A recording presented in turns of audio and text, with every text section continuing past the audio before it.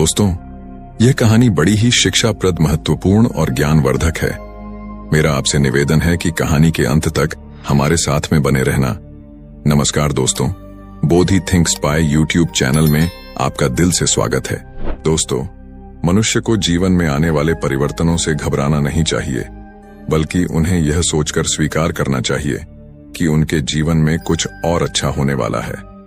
सबसे मुश्किल जीत खुद पर जीत होती है, लेकिन किसी को भी आपको वह महसूस कराने की इजाजत ना दें जिसके आप लायक नहीं हैं। किसी गांव में मंगेश नाम का व्यक्ति रहता था। मंगेश का जन्म एक गरीब परिवार में हुआ था।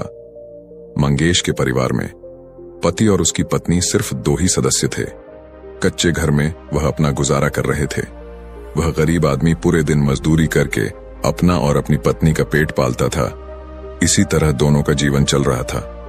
समय के साथ उसकी पत्नी गर्भवती हो जाती है। यह सुनकर मंगेश बहुत खुश होता है। वह सोचने लगता है कि अब हमारे घर में भी एक नन्हा सा पुत्र खेला करेगा। हम उसे गोद में खिलाया करेंगे।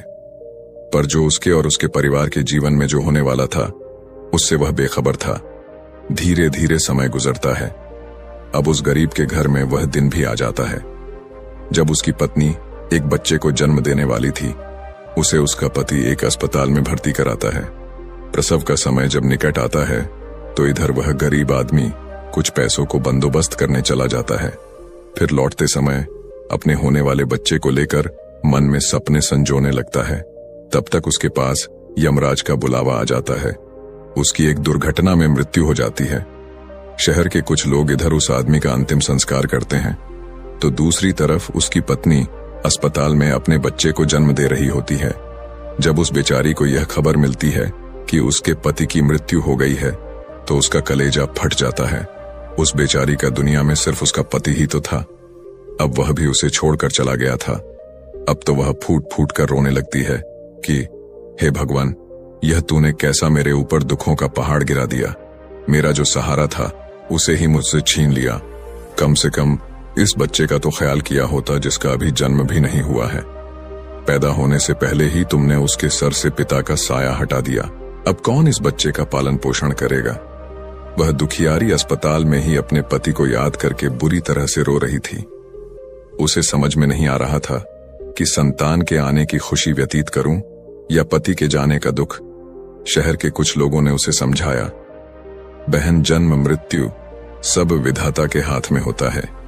इसमें मनुष्य का कोई जोर नहीं चलता। यह भी कहा जाता है कि परमात्मा जो करता है अच्छा ही करता है, इसलिए जो चला गया उसका शोक छोड़िए और यह जो आया है उसके बारे में सोचिए। इधर कई तरीकों से लोग उस गरीब महिला को समझाते हैं। कुछ ही देर में उसने एक सुंदर से पुत्र को जन्म दिया। बेटे को देखकर उसका कुछ दुख हल्का होता है। वह सोचती है कि अब मैं इस पुत्र को पाल पोस कर बड़ा करूंगी, यही मेरा सहारा बनेगा। अब वह अपने बच्चे को लेकर अपने घर आ जाती है। नगर के कुछ लोगों ने उस महिला की कुछ दिन तक मदद करी, लेकिन कौन हमेशा मदद करता है। जब कुछ दिन बीते तो मददगार भी पीछे हट गए। अब वह अपने बच्चे को लेकर बिल्कुल अकेली पड़ गई। वह समझ गई थी कि दूसरों की मदद से कितने दिन तक जीवन जिया जा सकता है। यदि हमें जीना है और इस बच्चे को पालना है तो खुद जिम्मेदारी उठाना होगी, खुद कोई काम करना पड़ेगा। इस प्रकार वह महिला दूसरों के घरों में अपने लिए साफ सफाई का काम तलाश लेती है। काम करके जो पैसे मिलते थे उनसे वह अपना और अपने बच्चे का पेट पालने लगी। समय के साथ धीरे धीरे उसका पुत्र बड़ा होने लगता है। जब वह बालक 4 वर्ष का हो जाता है तो उसकी मां उसे पढ़ाने के लिए नगर के सरकारी विद्यालय में उसका दाखिला करा देती है। उसने सोचा कि मैं अपने बच्चे को पढ़ा लिखा कर इस काबिल बना दूंगी कि उसे कभी किसी के आगे हाथ ना फैलाने पड़े। अब इस प्रकार वह महिला मेहनत मजदूरी करके अपने बच्चे को पढ़ाने लगती है। बच्चा भी ठीक से समझता था कि उसके घर में केवल मां ही है। परिवार का खर्च चलाने वाला उसका पिता उसके जन्म से पहले ही चला गया है, इसलिए वह पढ़ाई भी खूब मन लगाकर करता था। धीरे धीरे बच्चे की उम्र 12 वर्ष की हो जाती है। एक दिन की बात है, वह स्त्री बहुत बीमार पड़ जाती है। उसने सोचा कोई छोटी मोटी बीमारी होगी, इसीलिए कभी उस पर ध्यान नहीं दिया, लेकिन उसकी हालत दिन पर दिन खराब होती चली गई। बीमार होने की वजह से वह काम पर भी नहीं जा पाती थी। घर में इतने पैसे भी नहीं थे कि कहीं अपना ठीक से इलाज करा लेती। मां को अत्यंत बीमार देखकर बेटे को बहुत चिंता होती है।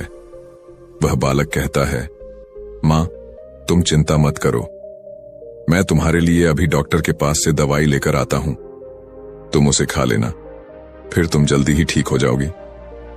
अपने बेटे की बात सुनकर मां की आंखें भर आती हैं। वह कहने लगी, बेटा, अब तुम्हें कहीं जाने की जरूरत नहीं है, मेरा भी अब समय आ गया है, मैं तुम्हारे पिता के पास जाना चाहती हूं।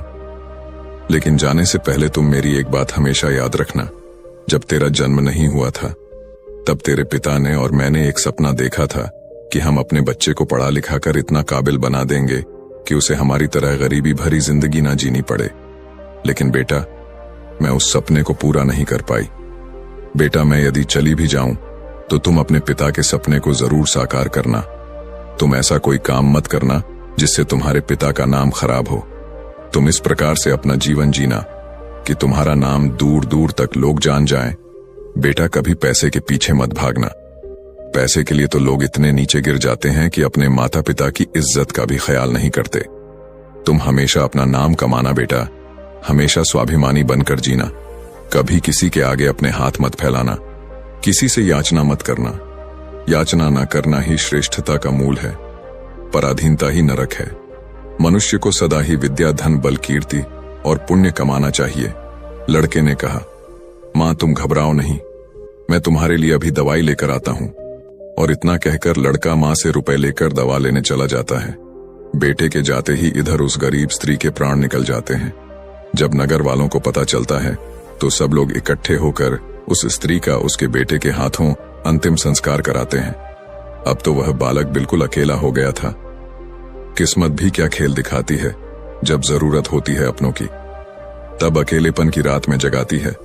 बिना माता पिता का बेटा उम्र भी ज्यादा नहीं थी।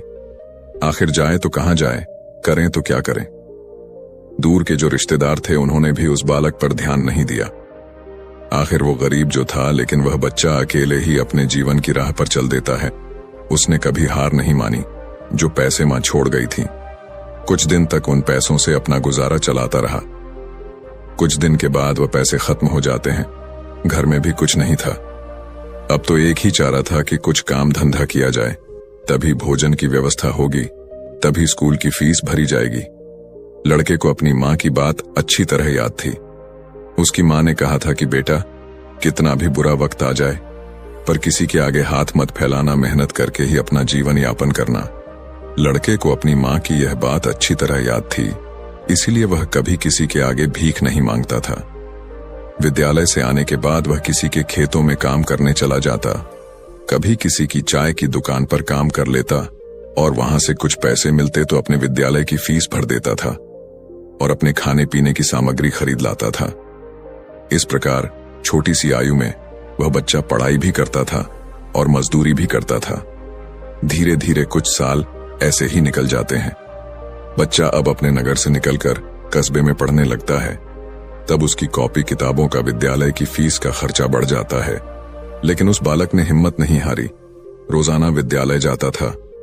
वह जो भी कमाता था उसकी सारी कमाई पढ़ने लिखने में ही लग जाती थी और जो कुछ थोड़ा बहुत बचता था उससे अपना पेट भर लेता था।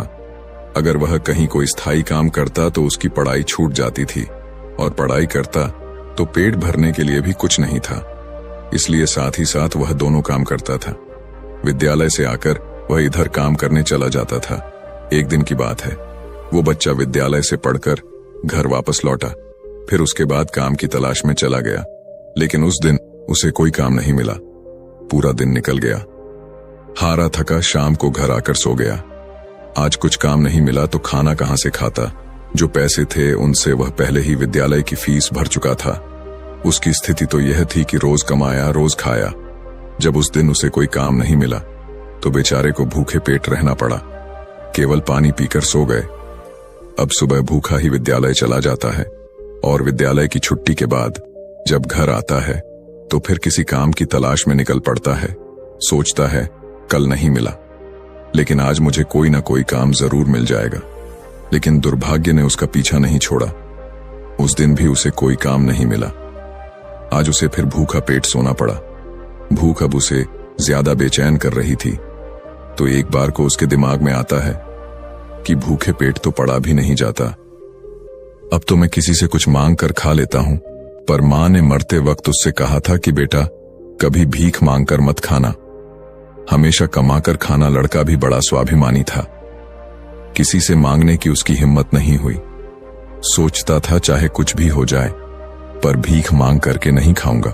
अगर मैंने भीख मांगना शुरू कर दिया तो लोग मुझे भिखारी कहने लगेंगे। भगवान ने पेट दिया है तो कहीं ना कहीं से इसके लिए भोजन भी देगा। अब लड़का उस दिन भी भूखा रहता है। सुबह जब सोकर उठता है तो भूख के मारे चक्कर आने लगते हैं।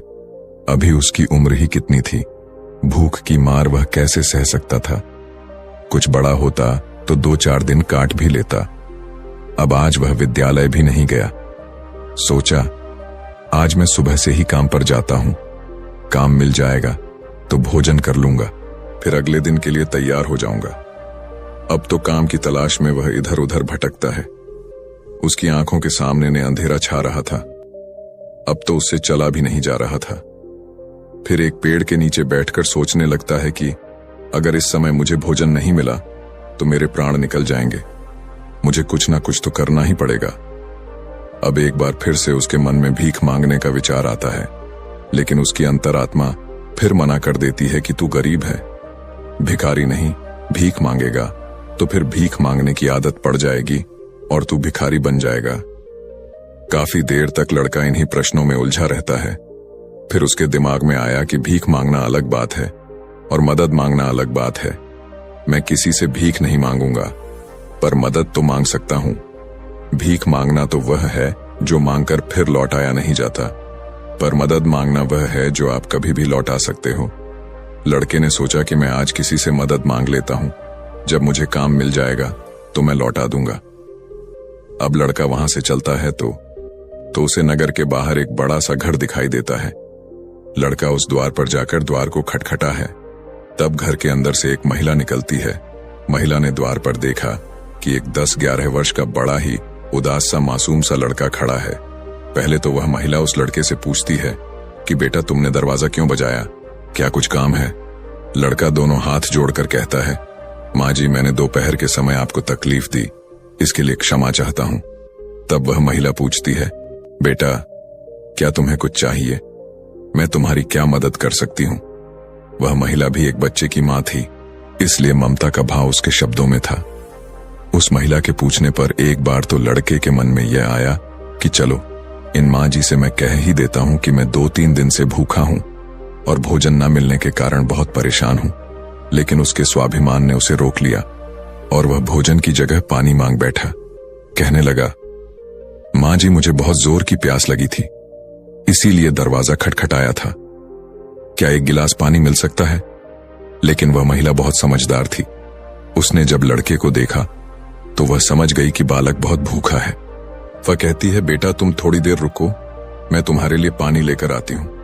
वह महिला घर के अंदर जाती है और अपनी रसोई से एक गिलास दूध और कुछ लड्डू लेकर द्वार पर आती है और दूध से भरा गिलास उस लड़के को दे देती है। लड़के ने जब गिलास पकड़ा तो उसमें दूध था। दूध को देखकर लड़का खुश हो जाता है। लड़का मन ही मन उस माँ को दुआएं देने लगता है। महिला ने उसे पहले लड्डू खाने को दिए और कहा, बेटा दूध गर्म है, तुम पहले लड्डू खा लो, जब दूध ठंडा हो जाए तब पी लेना। लड़का जब उस महिला को देखता है तो उसे ऐसा लगता है जैसे उसकी ही माँ उसे यह दूध पीने को दे रही है। मन ही मन सोचता है, कितनी अच्छी माँ है, मैंने एक गिलास पानी मांगा था और यह दूध ले आई। उसने समझ लिया कि मैं भूखा हूं। लड़का आराम से बैठकर लड्डू खाता है और दूध पीता है। तब वह स्त्री कहती है, बेटा क्या तुम्हें और कुछ चाहिए? लड़का सोचने लगता है कि इस दूध के बदले में मैं इस माता को क्या दे सकता हूं। मेरे पास तो कुछ भी नहीं है। दूध पीने के बाद लड़का कहता है, माँ जी मैंने आपसे पानी मांगा और आपने मुझे दूध पिलाया, इसके बदले में मैं आपको क्या दे सकता हूं? महिला ने कहा, बेटे मैंने तुम्हें दूध इसलिए नहीं पिलाया है ताकि तुमसे बदले में कुछ ले सकूं। महिला कहने लगी, बेटा तुम्हारा चेहरा देखकर लग रहा था कि तुम बहुत भूखे हो, तो मैंने सोचा कि पानी की जगह दूध ही पिला देती हूं, इसलिए मैं तुम्हारे लिए दूध ले आई। लड़के ने फिर कहा, नहीं माँ जी, आप इसके बदले में मुझसे जरूर कुछ मांगिए। मैं आपको अपनी हैसियत के हिसाब से कुछ जरूर दूंगा। लड़के की बात सुनकर महिला सोचती है, यह लड़का बड़ा स्वाभिमानी है। वो लड़का बार बार उससे मांगने की बात करता है, तो वह महिला उसका मन रखने के लिए कह देती है कि बेटा, मैंने यह दूध पिलाकर तुम पर कोई एहसान नहीं किया है। फिर भी यदि तुम मुझे कुछ देना चाहते हो तो तुम मुझे एक वचन दो कि जिस प्रकार आज मैंने तुम्हारी मदद की है, इसी प्रकार तुम भी जब कभी मदद करने लायक हो जाओ तो किसी जरूरतमंद की मदद कर देना। जिस दिन तुम किसी की मदद कर दोगे, उसी दिन तुम मेरे इस एहसान से मुक्त हो जाओगे। उस महिला ने यह बात इसलिए कही थी ताकि वह लड़का अपने आप को मजबूर न समझे और खुशी खुशी अपने घर को जा सके। वह लड़का उस बात को अपने दिमाग में बैठा लेता है। वह उस महिला के पैर छूकर काम की तलाश में आगे को चला जाता है और इस प्रकार धीरे धीरे कई दिन बीत जाते हैं। जिस विद्यालय में वह पढ़ता था, उसी विद्यालय में उस स्त्री का बेटा भी पढ़ता था जिसने उसे दूध पिलाया था। एक दिन वो महिला अपने बच्चे को विद्यालय छोड़ने जाती है तो उसने देखा कि विद्यालय में वह लड़का भी पढ़ रहा था। वह स्त्री उस लड़के को पहचान लेती है। उसने विद्यालय के मास्टर जी से जाकर पूछा कि वह बालक कौन है, तो मास्टर जी ने उसे बताया कि उस बालक का नाम संकेत है और वह बिना माता पिता का बेटा है। छोटी सी आयु में ही उसके दोनों माता पिता गुजर गए थे। यह जानकर उस महिला को बड़ा दुख होता है। सोचती है, जब इसके माँ बाप नहीं है तो फिर इसकी पढ़ाई का खर्च कौन उठाता है। तब विद्यालय के बड़े मास्टर बताते हैं, बहन जी, संकेत बहुत ही अच्छा बच्चा है। वह अपनी पढ़ाई का खर्च खुद उठाता है और पढ़ने में भी बड़ा तेज है। वह मेहनत मजदूरी करता है और तब जाकर विद्यालय की फीस भरता है। जब कभी वह विद्यालय नहीं आता है और अपनी फीस भी समय पर नहीं दे पाता है तो हम लोग उस पर ज्यादा दबाव नहीं बनाते। जब उस स्त्री को संकेत की स्थिति का पता चलता है तो वह करुणा से भर जाती है।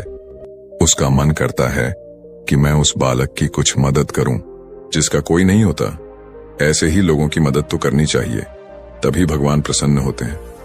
जिसका कोई नहीं है वह भगवान का है और जरूरतमंद की मदद करने का अर्थ है कि आपने भगवान को प्रसन्न कर दिया। महिला ने सोचा, ये लड़का मुझसे पैसे तो लेगा नहीं क्योंकि यह बड़ा स्वाभिमानी बालक है। तब उस महिला ने बड़े मास्टर जी से कहा, श्रीमान जी, अगर मैं इस बालक की फीस भर दिया करूं तो आपको कोई आपत्ति तो नहीं है। मास्टर ने कहा, बहन जी, आपकी सोच अच्छी है, आप उसकी फीस भरें तो मुझे तो कोई आपत्ति नहीं होगी, लेकिन संकेत इस बात के लिए तैयार नहीं होगा। तब वह महिला कहती है, मास्टर जी, मैं उस बच्चे की मदद करना चाहती हूं। आप किसी तरह से संकेत को समझा देना, उससे कह देना कि आपकी स्थिति को देखते हुए सरकार ने आपकी फीस माफ कर दी है, तुम्हें फीस भरने की कोई जरूरत नहीं है। मास्टर जी भी इस बात से सहमत हो जाते हैं। वह महिला संकेत की पूरे वर्ष की फीस भर के अपने घर चली जाती है। इस तरह वह हर वर्ष उसके पूरे साल की फीस जमा कर दिया करती थी ताकि संकेत सिर्फ मन लगाकर पढ़ सके। अब तो संकेत पूरा मन लगाकर पढ़ता था और अपने खाने पीने के लिए किसी दुकान पर काम कर लेता था। दोस्तों, डूबते को तिनके का सहारा ही बहुत होता है। उस महिला के थोड़े से प्रयास से संकेत की अच्छी खासी मदद हो गई। वह अब खूब मन लगा करके पढ़ता था। इसी तरह कुछ वर्ष और बीत गए। अब आगे की पढ़ाई करने के लिए संकेत को शहर में जाना पड़ा। सोचा, शहर में रहकर मैं कोई छोटी मोटी नौकरी कर लूंगा और अपनी पढ़ाई भी करता रहूंगा। इस बात का पता उस महिला को तब चलता है जब वह उसकी फीस लेने के लिए विद्यालय में जाती है। वह महिला जब संकेत की फीस जमा करती है तो मास्टर जी बताते हैं, बहन जी, संकेत तो आगे की पढ़ाई करने शहर चला गया है, अब आपको उसकी फीस जमा करने की कोई जरूरत नहीं है। उस महिला ने जब यह सुना तो सोचने लगी, कोई बात नहीं, भगवान ने मुझे उसकी मदद करने का इतना ही समय दिया होगा। हे भगवान, उस बालक पर दया दृष्टि बनाए रखना, वह जहां भी रहे खुश रहे। इस प्रकार वह स्त्री अपने घर लौट आई और अपने घर गृहस्थी की दुनिया में व्यस्त हो गई। दोस्तों, उधर संकेत शहर में जाकर अपनी पढ़ाई करने लगा। खर्चा चलाने के लिए उसने एक नौकरी तलाश कर ली। इस प्रकार 25 वर्ष बीत जाते हैं। ना तो संकेत कभी उस महिला से मिल पाता है और ना वह महिला कभी संकेत से मिलती है। उस महिला का बेटा भी अब बड़ा हो गया था। उसका बेटा एक व्यापारी बन गया था। वह स्त्री तो पहले से ही अपने घर से संपन्न थी, ऊपर से उसका बेटा व्यापार करके खूब धन कमाता था। उस माँ का बेटा भी बड़ा संस्कारी था, वह भी अपनी माँ को बहुत प्यार करता था। एक दिन उसकी माँ बहुत बीमार पड़ जाती है। शाम को जब उसका बेटा घर आता है तो वह अपनी माँ की हालत को देखकर बेचैन हो जाता है। वह अपनी माँ को अस्पताल में भर्ती कराता है। जांच में पता चलता है कि उसकी माँ को कैंसर है। वो लड़का डॉक्टर से कहता है, डॉक्टर साहब आप मेरी माँ का अच्छे से इलाज कीजिए, पैसों की बिल्कुल चिंता मत करना। तब डॉक्टर कहते हैं, भाई तुम्हारी माँ को कैंसर की बीमारी है और कैंसर का इलाज बहुत महंगा होता है। छोटे मोटे अस्पतालों में इसका इलाज भी नहीं होता है। इसके लिए तुम्हें किसी बड़े शहर में जाकर किसी बड़े अस्पताल में इसका इलाज कराना होगा, और बड़े अस्पताल का मतलब है कि खर्चा भी बहुत अधिक होगा। बेटे ने कहा, डॉक्टर साहब मैं अपनी माँ को ठीक करने के लिए कुछ भी कर सकता हूँ, आप मुझे बस कोई रास्ता बताइए, मैं अपनी माँ का इलाज कहाँ करा सकता हूँ। तब डॉक्टर उसे बड़े शहर जाने की सलाह देते हैं। डॉक्टर बोले, बड़े शहर में कैंसर का हॉस्पिटल है, यदि वहां का इलाज तुमने पूरा करा लिया तो तुम्हारी माँ इस रोग से बच सकती है, नहीं तो तुम्हारी माँ के प्राण संकट में पड़ सकते हैं। यह सुनकर लड़का घबरा जाता है। वह डॉक्टर साहब से बड़े शहर वाले डॉक्टर साहब का नंबर और पता लेकर अपनी माँ को बड़े शहर ले जाता है। उसकी माँ तो उसे बहुत मना करती रही कि बेटा तुम मुझे कहाँ ले जाओगे, इतना पैसा कहाँ है, हमारे पास बड़े शहर में अच्छा इलाज कराने के लिए हमारे पास पर्याप्त पैसा नहीं है, यहीं से डॉक्टर साहब से दवा ले लेते हैं, धीरे धीरे मैं सही हो जाऊंगी, तुम परेशान मत हो। तब लड़का बोला, माँ इस दुनिया में एक तुम ही तो हो, जिसके होने से मुझे कभी अकेलापन महसूस नहीं होता, कभी मुझे किसी बात की चिंता नहीं होती, इसीलिए कुछ भी हो जाए मैं तुम्हें इस बीमारी से मरने नहीं दूंगा। धन का क्या है, खत्म हो गया तो फिर कमा लेंगे, लेकिन माँ तो फिर नहीं मिल सकती। इस प्रकार लड़का अपनी माँ को बड़े शहर लेकर जाता है। जिस डॉक्टर से उसकी माँ का इलाज होना था, वह डॉक्टर साहब उस समय अस्पताल में नहीं थे, वह किसी मरीज को देखने के लिए विदेश गए थे। अस्पताल के कर्मचारी ने बताया कि डॉक्टर साहब कल आएंगे, तब तक आप अपनी माँ को अस्पताल में भर्ती करा दो। लड़के ने बिना देर किए अपनी माँ को भर्ती करा दिया और डॉक्टर साहब के आने का इंतजार करने लगता है। अगले दिन जब डॉक्टर साहब आते हैं तो वह लड़का अपनी माँ की हालत डॉक्टर साहब को बताता है। डॉक्टर साहब ने भरोसा दिया कि जांच के आधार पर मैं कह सकता हूं कि तुम्हारी माँ ठीक हो जाएगी, मगर इनका इलाज काफी लंबा चलेगा। लड़के ने कहा, डॉक्टर साहब कुछ भी हो जाए मैं अपनी माँ को ठीक कराकर ही घर ले जाना चाहता हूं, चाहे इसके लिए मुझे अपना सब कुछ बेचना पड़े, कितने ही दिन मुझे यहां रुकना पड़े। इस प्रकार वहां के डॉक्टर ने उस माँ का इलाज शुरू कर दिया। अगर छोटे शहर की बात होती तो खर्चा कुछ कम हो जाता, लेकिन वहां का खर्चा तो बहुत लंबा था। फिर भी उस लड़के ने हिम्मत नहीं हारी। दोस्तों, माँ से अनमोल संसार में कुछ भी नहीं है। डॉक्टर साहब जो दवाइयां लिखते थे वह दवाइयां बहुत महंगी आती थीं। लड़का अपनी माँ के लिए महंगी से महंगी दवाइयां लेकर आता था। उधर उसका जो व्यापार था वह अपनी माँ की देखरेख के कारण उसमें भी समय नहीं दे पाया, तो वह भी ठंडा पड़ गया। कई दिन तक इलाज होता रहा। धीरे धीरे माँ की हालत में सुधार होने लगा। बेटे के पास जो जमा पूंजी थी वह खत्म होने लगी। इधर माँ को जब पता चलता है कि बेटे के पास अब पैसे नहीं रहे तो माँ कहती है, बेटा तुम इतनी महंगी दवाइयां क्यों ले रहे हो, कहां से डॉक्टर साहब की फीस भरोगे, कहां से दवाइयों का खर्च उठाओगे, तुम्हारा व्यापार भी बंद हो गया है। तब बेटा कहता है, माँ तुम चिंता मत करो, मैं तुम्हारा इलाज अपना मकान दुकान सब कुछ बेचकर कराऊंगा। माँ भी बेटे की जिद के आगे बेबस हो जाती है। वो लड़का अपनी माँ का इलाज निरंतर जारी रखता है और धीरे धीरे 1 महीना बीत जाता है। वहां पर एक बात बड़ी ही विचित्र थी। उस अस्पताल का जो सबसे बड़ा डॉक्टर था, वो जब उस लड़के की माँ से मिलने आता था तो काफी देर उस माँ के पास बैठकर बातें किया करता था। ये देखकर माँ को भी बड़ा अच्छा लगता था और वह सोचती थी कि अजीब डॉक्टर है, इतना बड़ा डॉक्टर होकर भी जिसके पास बिल्कुल भी फुर्सत नहीं है, वह मुझसे बात करने के लिए इतना समय कैसे निकाल लेता है। दोस्तों, इस प्रकार कई दिन बीत जाते हैं। एक दिन वह लड़का डॉक्टर के पास जाता है और डॉक्टर साहब से पूछता है कि डॉक्टर साहब अभी मेरी माँ का इलाज कितने दिन और चलेगा। डॉक्टर साहब उसे सारी बात बताते हैं कि भाई आप चिंता मत करो, आपकी माँ पूरी तरह से स्वस्थ हो चुकी है। मैं भी संतुष्टि के लिए एक बार जांच और करा लेता हूँ। उस जांच की रिपोर्ट आ जाने दो, फिर तुम अब अपनी माँ को घर ले जा सकते हो। अब तो उस माँ का बेटा रिपोर्ट आने का इंतजार करने लगता है। 2 दिन के बाद रिपोर्ट आ जाती है। जब रिपोर्ट आती है तो लड़का फिर डॉक्टर से मिलने जाता है और पूछता है, डॉक्टर साहब क्या मेरी माँ ठीक हो गई? कोई खतरे वाली बात तो नहीं है? तब डॉक्टर साहब कहते हैं, भाई चिंता मत करो, रिपोर्ट अच्छी आई है, तुम्हारी माँ पूरी तरह से ठीक हो गई है, अब आप इन्हें अपने घर ले जा सकते हो। डॉक्टर की बात सुनकर बेटा खुश हो जाता है और डॉक्टर साहब को बहुत धन्यवाद देता है। लड़का अपनी माँ के पास जाता है और सोचता है कि भगवान का लाख लाख धन्यवाद कि मेरी माँ बच गई, मेरी मेहनत सफल हो गई। यही बात वह अपनी माँ को बताने के लिए जाता है और माँ से कहता है कि माँ, आप अब पूरी तरह से ठीक हो गई हो, अब हम जल्द ही अपने घर जाने वाले हैं। यह बात सुनकर माँ भी बड़ी खुश हो जाती है, लेकिन अगले ही पल वह यह सोचकर उदास हो जाती है कि मैं तो ठीक हो गई हूँ, लेकिन इस अस्पताल का जो बिल होगा वह लाखों में होगा। कैसे मेरा बेटा चुका पाएगा? इतनी मोटी रकम की व्यवस्था वह कहां से करेगा? उसके पास जो जमा पूंजी थी वह तो सब इलाज में खर्च हो गई।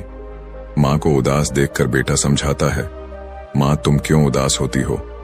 मैं अपना सब कुछ बेचकर आपके इलाज का बिल चुका दूंगा।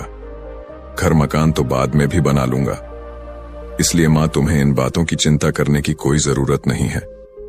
बेटा अपनी माँ को बहुत समझाता है, मगर माँ तो माँ होती है, उसका अपने बेटे के लिए चिंता करना स्वाभाविक था। माँ सोचने लगती है कि मेरा बेटा यदि सब कुछ बेच देगा तो फिर वह आगे अपना जीवन कैसे चलाएगा, इसके भविष्य का क्या होगा?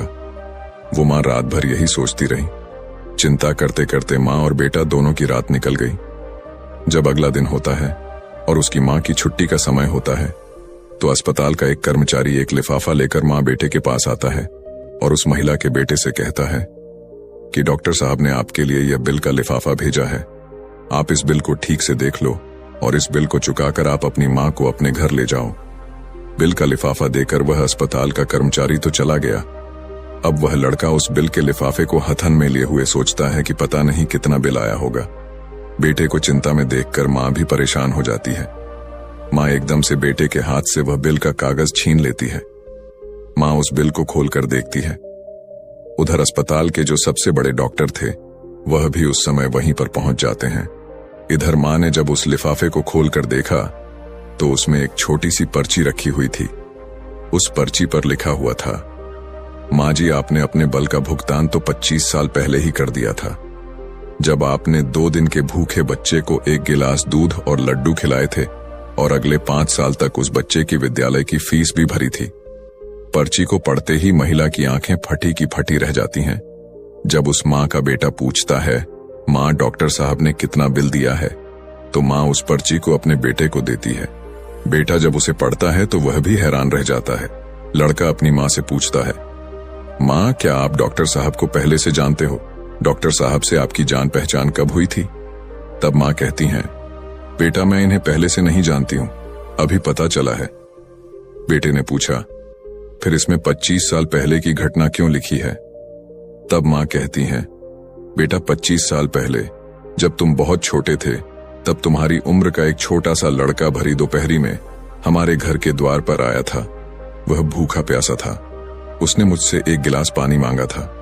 मैंने बच्चे को देखा तो मैं समझ गई कि वह भूखा है, इसीलिए दूध और लड्डू लाकर मैंने उसे खाने को दे दिए। वह कई दिनों से भूखा था। उसने दूध तो पी लिया, पर वह मुझसे कहने लगा कि माँ तुम्हारा यह ऋण मैं कैसे चुका पाऊंगा, तो मैंने उसका मन समझाने के लिए कह दिया था कि जब तुम बड़े हो जाओ, मदद करने लायक हो जाओ, तो तुम भी किसी जरूरतमंद की मदद कर देना। मुझे क्या पता था कि वही लड़का जिसे मैंने 1 गिलास दूध पिलाया था वह 25 साल बाद इतना बड़ा डॉक्टर बनकर मेरी मदद करेगा। लोग तो आज लेकर कल को भूल जाते हैं, लेकिन उस बच्चे ने मेरा वह आण अभी तक याद रखा है। मैं इस बात को सोचकर बड़ी हैरान हूं कि डॉक्टर साहब ही वह बच्चा है। इधर माँ बेटे आपस में बातचीत कर रहे थे, उधर वह डॉक्टर साहब उनके पीछे खड़े होकर उनकी बातें सुन रहे थे। उनकी आंखों में आंसू थे और बचपन का वह समय उन्हें याद आ गया जब वह भूखे प्यास से उस माँ के द्वार पर पहुंचे थे। डॉक्टर साहब आगे बढ़कर उस माँ को प्रणाम करते हैं और माताजी के पास बैठ जाते हैं। कहते हैं, माँ, आपके कहे हुए शब्द आज भी मेरे कानों में गूंजते हैं। मैंने आपके उन्हीं शब्दों को अपना संस्कार बनाया। मैंने अपनी जिंदगी में बहुत दुख देखा है, लेकिन कभी हिम्मत नहीं हारी। मैं आपका बहुत बड़ा कर्जदार हूं। यदि आप मेरे विद्यालय की फीस नहीं भरती तो आज मैं इतना बड़ा डॉक्टर नहीं बना पाता। माँ, यह आपकी ही देन है। मैंने तो आपको उसी दिन अपनी माँ मान लिया था जिस दिन आपने ममता भरी छाव में बैठाकर मुंह भूखे को दूध पिलाया था। इतना कहने के बाद डॉक्टर साहब वह सारे पैसे लौटा देते हैं जो माँ की दवाई में खर्च हुए थे और बूढ़ी माँ के चरणों में अपना सर रख देते हैं। वह माँ डॉक्टर साहब को उठाकर अपने सीने से लगा लेती है। डॉक्टर साहब और बूढ़ी माँ की आंखें आंसुओं से भरी हुई थीं। जब यह दृश्य अस्पताल के सारे लोग देखते हैं तो सब देखकर हैरान रह जाते हैं। सबकी आंखें नम हो जाती हैं। दोस्त, यह 4 बातें जो भी व्यक्ति समझ लेगा वह कभी गरीब नहीं रहेगा। पहली बात, मनुष्य को जीवन में आने वाले परिवर्तनों से घबराना नहीं चाहिए, बल्कि उन्हें यह सोचकर स्वीकार करना चाहिए कि उनके जीवन में कुछ और अच्छा होने वाला है। इन परिवर्तनों से मनुष्य बहुत कुछ सीखता है और वो सही राह पकड़ लेता है। जो अपने साथ हुई घटनाओं से टूट जाता है वह कभी आगे नहीं बढ़ पाता। दूसरी बात, अंधेरा चाहे कितना ही घना हो, एक छोटा सा दीपक उसे मिटा डालता है। उसी तरह अगर जीवन में कुछ अंधेरा आ जाए तो ज्ञान रूप दीपक से अंधेरे को मिटाकर सही रास्ता ढूंढा जा सकता है। ज्ञान वो निधि है जो रंग से राजा बना देती है, भटके को सही मार्ग दिखा देती है। तीसरी बात, आप दूसरों का भला कीजिए, दूसरों पर दया करिए। तुम्हारा भला अपने आप होता चला जाएगा। आपको अपने जीवन में अगर किसी की मदद करने का सौभाग्य मिले तो जरूर करना कहते हैं। डूबते को तिनके का सहारा बहुत होता है। आपकी छोटी सी मदद से किसी का जीवन ही बदल सकता है। आपका छोटा सा योगदान किसी के लिए वरदान भी हो सकता है। मुसीबत में पड़े तो घबराना मत। जब एक रास्ता बंद होता है तो 10 खुल जाते हैं। जीवन में निखार तभी आता है जब मनुष्य दुख और मुसीबत की भट्टी में तपता है। कष्ट सहन करने के बाद ही मनुष्य को अनुभव मिलता है और यह अनुभव बहुत काम आता है। चौथी बात, मनुष्य के दिन चाहे कैसे भी हो, चाहे कितनी भी कठिनाइयां उसके जीवन में आए, परंतु उसे कभी भीख मांगकर खाना नहीं चाहिए। भीख मांगकर खाने वाला अपनी ही नजरों में गिर जाता है और जब वह भीख मांगकर खाता है तो उसकी आदत हो जाती है बिना मेहनत किए खाने की। इसलिए मनुष्य को हमेशा मेहनत करके ही खाना चाहिए, तभी मनुष्य सफल और आत्मनिर्भर बनता है। किसी को मदद की जरूरत हो तो आप सबसे पहले उसकी मदद करें, लेकिन अगर आपको मदद की जरूरत हो तो आपको किसी से मदद मांगने की जरूरत ना हो। आप खुद ही अपनी मदद करने की काबिलियत रखें। आत्मसम्मान आपकी आवाज है, इसे बुलंद रखें। दूसरों पर ध्यान देने से बेहतर है खुद में रहो, खुद को समझो और आगे बढ़ो। आत्मसम्मान एक ऐसा कवच है जिसे कोई आपसे छीन नहीं सकता। जो कोई खुद से प्यार नहीं कर सकता वह किसी और से भी प्यार करने के लायक नहीं। उसकी इज्जत कभी मत करो। जो आपकी इज्जत की कदर ना करे उसे अहंकार मत समझना, उसे आत्मसम्मान कहते हैं। अगर आप चाहते हो दुनिया आपकी इज्जत करे तो सबसे पहले आपको अपनी इज्जत करनी होगी। अगर कोई आपका अपमान करे तो उसका भी शुक्रिया अदा करें, क्योंकि वह इंसान आपको आपकी जिंदगी की सच्चाई बता रहा है। ज्यादातर लोग उन चीजों की कदर नहीं करते जो उन्हें आसानी से मिली हो, लेकिन खो देने के बाद पछताते हैं। तो दोस्तों, कैसी लगी आपको ये कहानी? आप हमें कमेंट सेक्शन में जरूर बताना, और अच्छी लगी हो तो इस चैनल को सब्सक्राइब जरूर कर लेना। तो चलिए मिलते हैं ऐसी ही कोई नई कहानी में। तब तक के लिए अपना ख्याल रखिए। धन्यवाद और नमोह बुद्धाय।